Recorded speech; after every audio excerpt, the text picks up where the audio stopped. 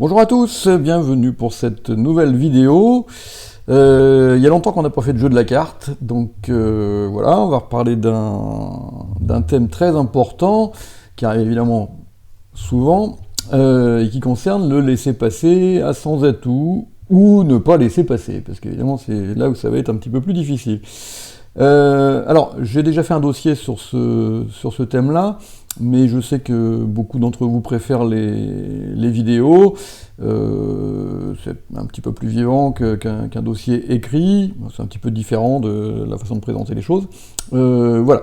Donc, on va regarder attentivement tout ça, et vous allez voir que c'est pas si simple. Alors, petite page de publicité, avant de commencer la vidéo comme d'habitude, sur les prochains stages. Donc vous avez encore un petit peu de place pour venir à Vienne du 5 au 12 juin, Istanbul du 18 au 25 septembre. Ça va être, j'espère, très sympa, dans un hôtel qui est à 2 pas du Grand Bazar. Et voilà, donc on pourra profiter de cette très très ancienne ville, puisque vous savez que c'était avant Constantinople et Byzance, même encore avant. Donc il y a beaucoup d'histoire, et c'est très, très intéressant à visiter. L'Ariège, ça commence à être chaud, là, il y a pratiquement plus de place, donc si jamais ça vous tente, il faudrait s'activer un petit peu. Il n'y a plus de chambres, il y a plus des appartements, il reste encore 2 ou 3. Voilà, le Croisic début septembre, la version courte ou la version longue, et puis le golf au domaine de 5 étoiles de la Bretèche du 23 au 30 mai. Voilà. On a aussi en préparation Marrakech au mois de novembre. Ça, c'est pas encore en ligne, mais ça va pas trop tarder. Et puis les réveillons, qu'on peut déjà commencer à préparer. Donc avec Philippe Toffier, nous allons aller à Hyères cette année, et Dominique Pilon devrait aller à Marseille. Voilà. Donc là, par contre, on n'a pas encore mis tout ça en ligne, mais ça devrait pas non plus trop tarder. Voilà. Donc n'hésitez pas à nous joindre si vous voulez plus de renseignements. Voilà. Alors, on va rentrer donc dans le vif du sujet, parce que donc le laisser-passer à sans atout, c'est une des premières manœuvres techniques qu'on apprend quand on débute le bridge, le coup à blanc, coupé de la main courte, et puis très rapidement, on vous parle donc du laisser-passer à sans atout. Ce qui est évidemment une bonne chose, mais la plupart des gens font ça de façon un petit peu trop systématique et pas forcément réfléchie. Alors, je vous donne un premier exemple. Vous jouez donc le contrat de 300 atouts de la main de sud, et on vous entame de la dame de cœur. Bien. Alors on a l'as blanc, et donc la plupart des bridgers vont laisser passer cette première levée de façon un petit peu systématique.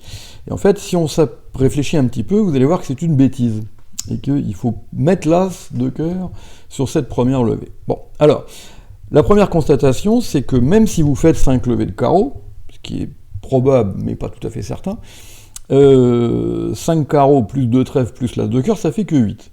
Et que donc, de toute façon, vous allez être obligé de passer par l'as de pique. Donc, de rendre la main à vos adversaires.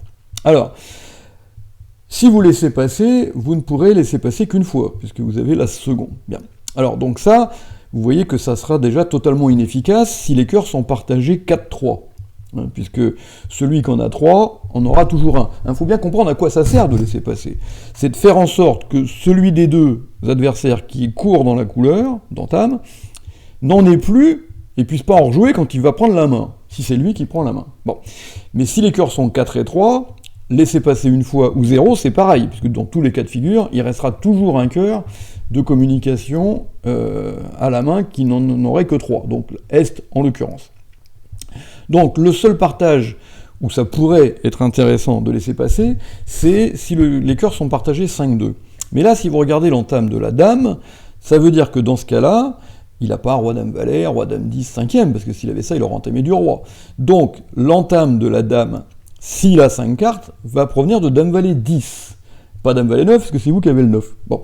Et donc du coup, si votre adversaire de gauche a bien 5 cœurs par dame-valet 10, ça veut dire que l'autre a le roi second. Voilà.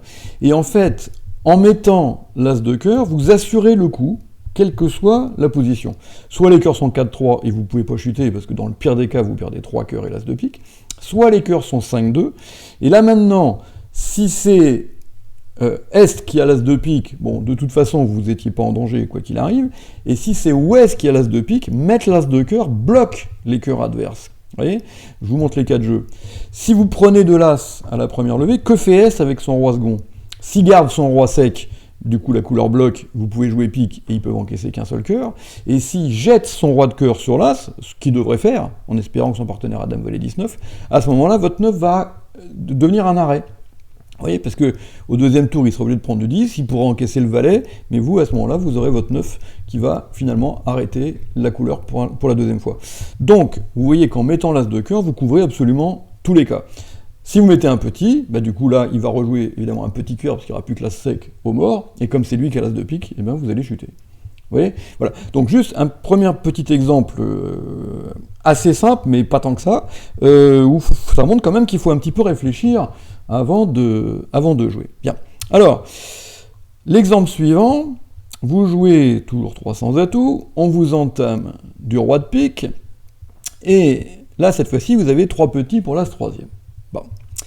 Alors, réfléchissons un petit peu. Moi, j'ai 2 couleurs à manœuvrer, c'est les carreaux et les cœurs. Alors, le roi de carreau peut être placé, ça évidemment c'est une première chose, mais même dans cette hypothèse favorable, 4 levées de carreau plus 3 levées de trèfle, ça fait 7, plus l'as de pique, ça fait 8, de toute façon, il faudra que j'aille chercher ma 9e levée à cœur. Bon.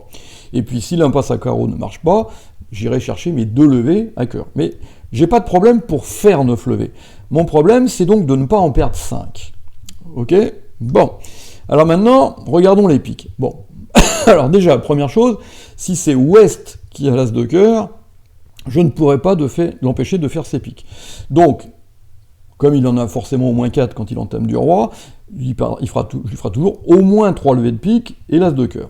Si le roi de carreau est mal placé, là, dans ce cas-là, il n'y a absolument rien à faire.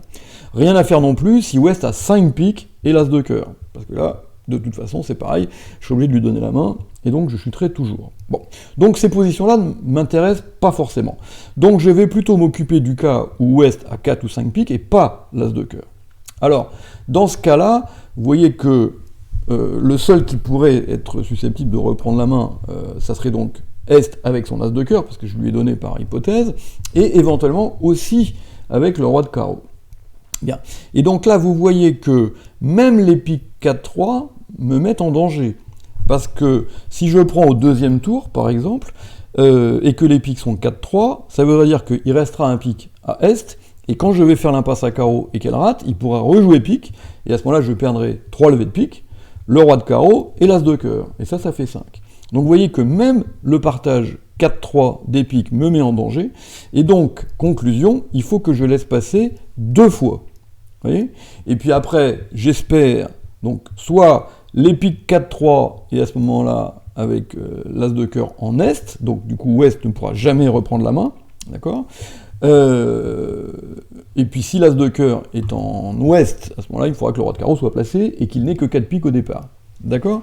Donc du coup, vous voyez qu'avec cette teneur As troisième pour 3 petits, sur cette donne particulière, il faut que je laisse passer 2 fois.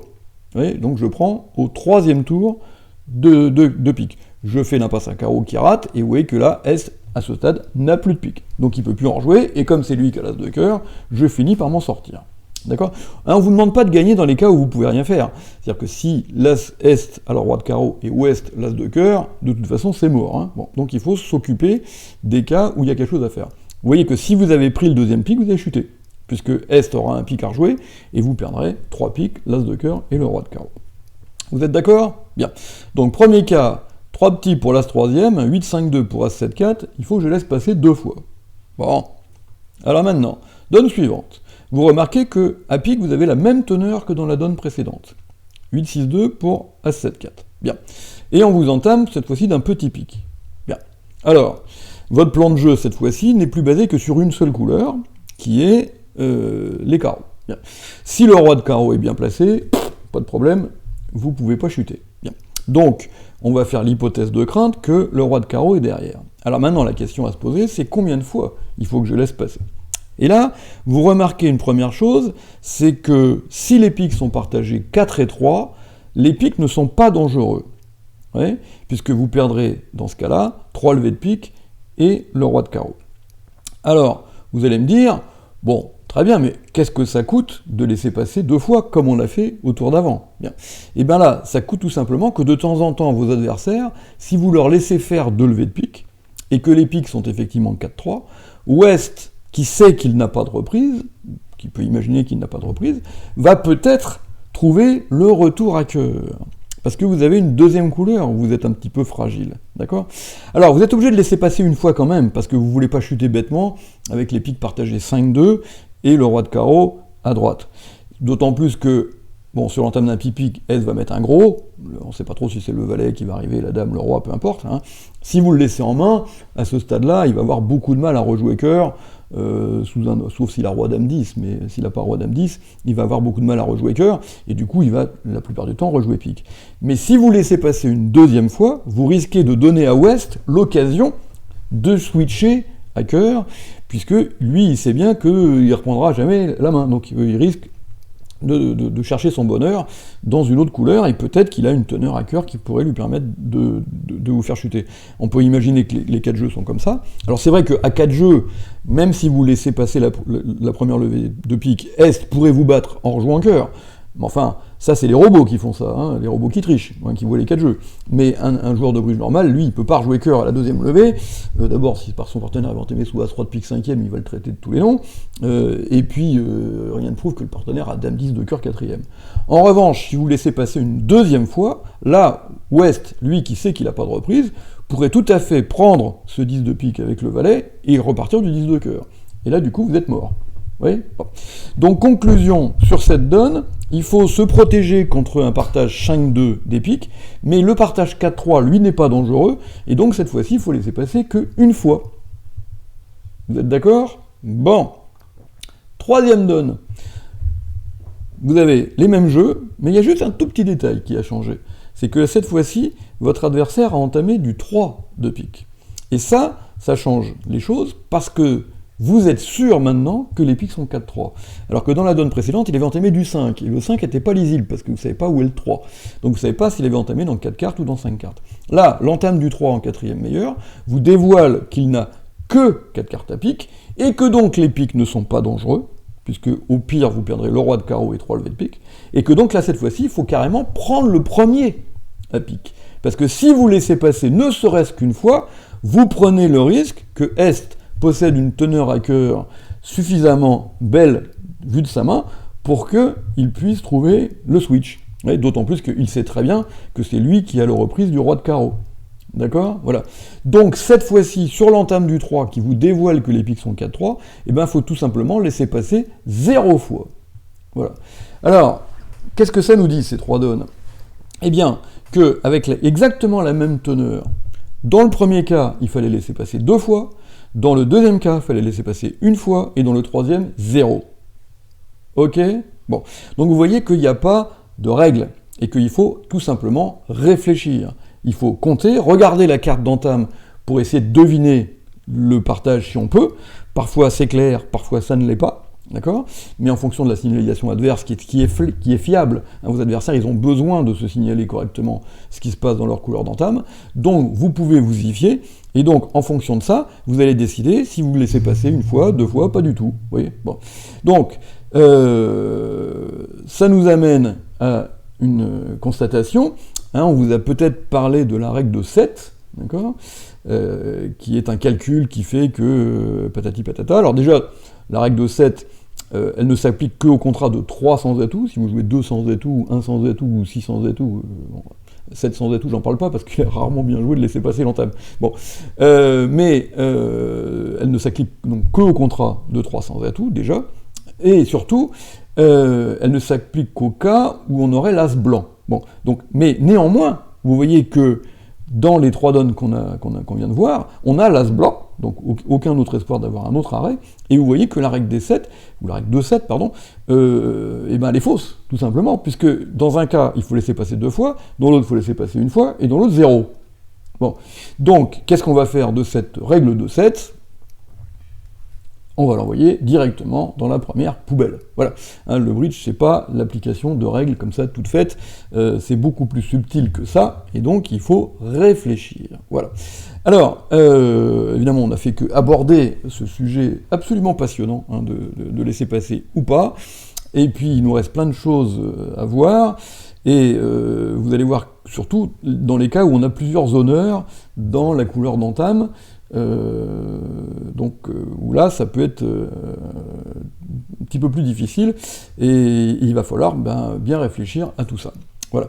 Donc, je vais vous donner rendez-vous dans la deuxième partie de cette vidéo, qui sera donc, comme d'habitude, réservée aux abonnés, et puis je vous dis donc à bientôt.